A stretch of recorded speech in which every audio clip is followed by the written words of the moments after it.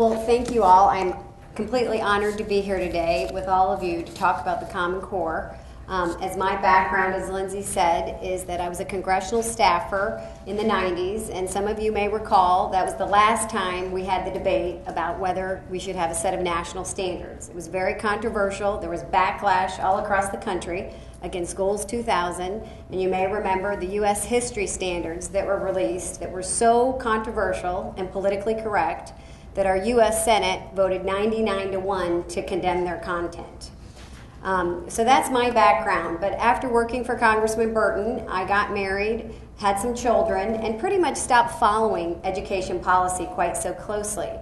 It really wasn't until the fall of 2011 when my third grader at a Catholic parochial school came home with some new math papers that looked odd to me and many of the other parents. There were three things that we noticed. First off, there was a shockingly small amount of practice with basic arithmetic. Secondly, students were to approach problems in odd ways unfamiliar to parents. And thirdly, there was an inordinate amount of time spent having the child explain how and why they came up with their answers with very scripted responses. So I'm going to give you a few examples in case you haven't had the pleasure of seeing what is now referred to as fuzzy math. I'll give you a few examples so that you can see what it is that has gotten the attention and ire of so many parents like myself all across the country. First, I'll give you the example of what I mean by scripted responses. My daughter came home with a worksheet where this was the question. Bridge A is 407 feet long. Bridge B is 448 feet long. Which bridge is longer? How do you know? Now, my daughter responded, Bridge B is longer. I found this out by just looking at the numbers and seeing that 448 is greater than 407. Now, as an adult, I thought that was a pretty good answer for a third grader. Greater than was a mathematical term in my book, but I was wrong. She got that answer mostly wrong. She got 1 point out of 3. The scripted response they wanted her to give was, I compared the add-ins in the hundreds column and saw that 4 and 4 were equal. Then I compared the add-ins in the tens column and saw that 4 was greater than 0. Then I compared the add-ins in the ones column. So that's what we mean by scripted responses and written explanations, which are taking away from the actual amount of time children are able to spend practicing actually getting the correct answer. Now I'm going to show you another example of what fuzzy math is. And this is the first paper that came home and caught my attention and made me realize there was something drastically wrong and a major shift had occurred. My daughter came to me and she said, I can't remember what I'm supposed to do. Could you help me? So I looked at the worksheet and I said, sure. Now I obviously could have given her the answers and filled in those boxes for her, but I thought that was the wrong thing to do.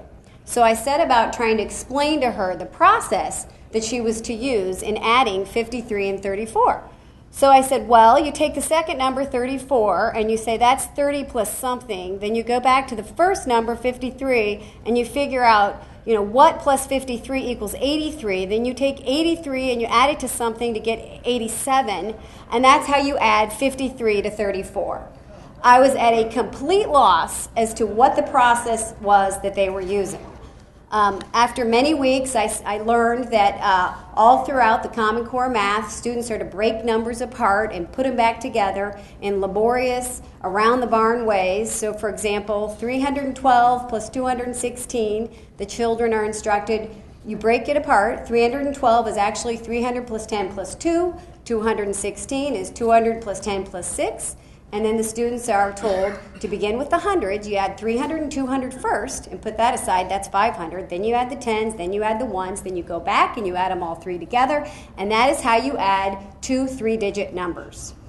So this created a lot of concern among the parents. And I'll just give you one more quick example. Because you'll often hear Common Core proponents, when talking about the math standards, they say, it's deeper learning. So I'm going to show you what they mean by deeper learning. This is a real problem that was sent to us by a parent of 15 plus 17. Now on a 4-point scale, if the student simply did the math and got the answer wrong, they got a 1 for trying. If they did it the traditional way, and that 15 is supposed to be over, I apologize that, it's supposed to be above the 17, and added it up, they would get 2 points out of 4. But that is not enough. Now, under Common Core, mastery has been redefined.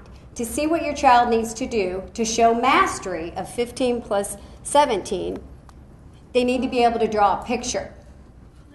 What's more, to get the 4th point, they need to be able to describe in writing exactly what it was they did.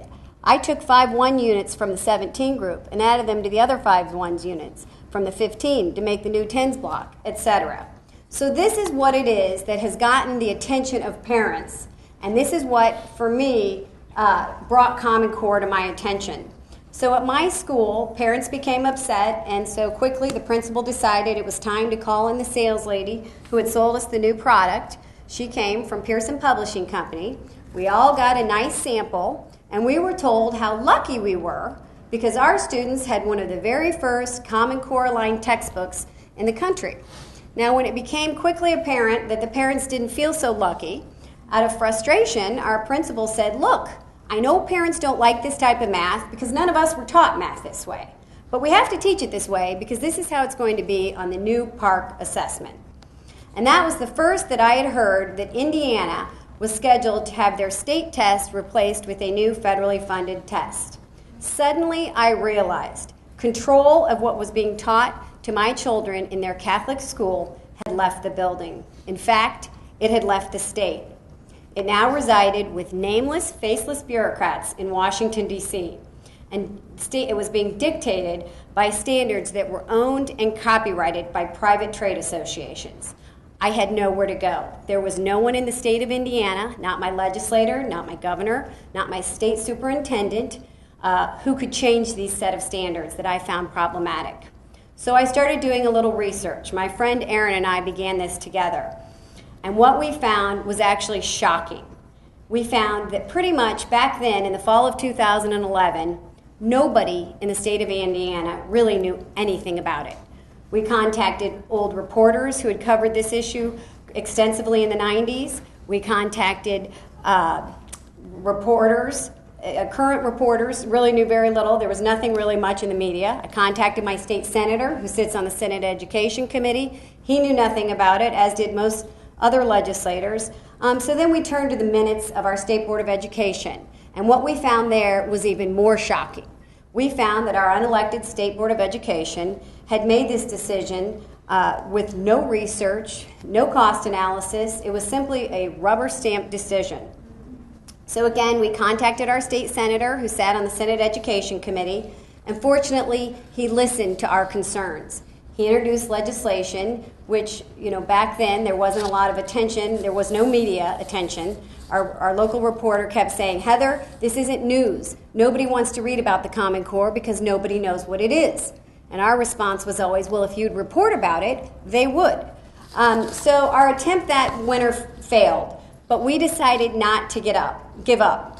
We knew that if people knew the facts and the truth that we were quickly uncovering, they would care, just as they had in the 90s. And indeed they did.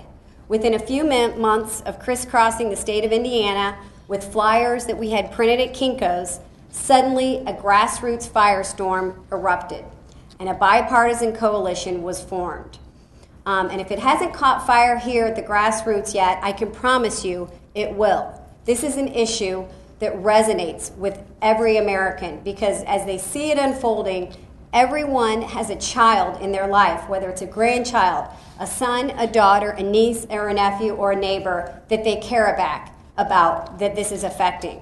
So again, as it was mentioned, against all odds, Indiana did pass what is known as the Common Core Pause Bill, and we are finally having the debate on the back end that we really should have had on the front end. And additionally, Governor Pence and Superintendent Glenda Ritz have withdrawn Indiana from the PARCC consortium. So we're very happy, and we hope to have good news to report from Indiana in the coming months. And I share with you what happened in Indiana and how I got involved, again, just to demonstrate that this issue really does resonate with the grassroots once they see the facts and learn about them. When you peel back the layers of the onion, there is truly nothing there. As I've said before, it's shocking to me as a citizen that the emperor has no clothes. But I began with my concerns about the math And so I'll close with some of my concerns about the English language arts standards. And those are best summed up really by Professor Anthony Esselon from Providence College.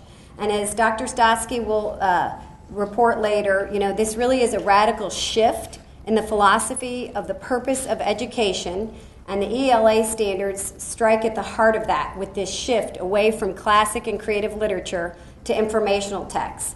So in the words of Dr. Anthony Esselon, he said, "What appalls me most about the Common Core standards is the cavalier contempt for great works of human art and thought in literary form. It is a sheer ignorance of the life of the imagination. We are not programming machines. We are teaching children. We are not producing functionaries, factory-like. We are to be forming the minds and hearts of men and women. Frankly, I do not wish to be governed by people whose minds and hearts have been stunted by a strictly utilitarian miseducation. Do not train them to become apparatchiks in a vast political and economic system, but raise them to be human beings, honoring what is good and right, cherishing what is beautiful, and pledging themselves to their families, their communities, their churches, and their country. This is what I, as a parent, want for my children. However, suddenly, Common Core proponents are saying what I, as a parent, want no longer matters. They're saying, essentially, when everything else fails, they fall back to the argument that things in American education are just so bad that we have nothing to lose by trying.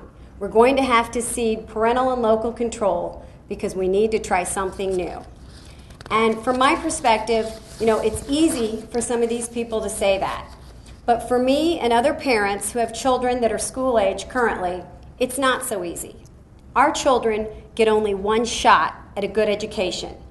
When this fails, and it will, many of those people and those proponents will be able to walk away. Some will even walk away with their pockets lined with our taxpayer dollars. But our children can't walk away. Our children will be forever impacted by the policy decisions that are being made today. So I encourage the legislators and public officials in North Carolina to do the right thing and work to withdraw North Carolina from the Common Core. Thank you.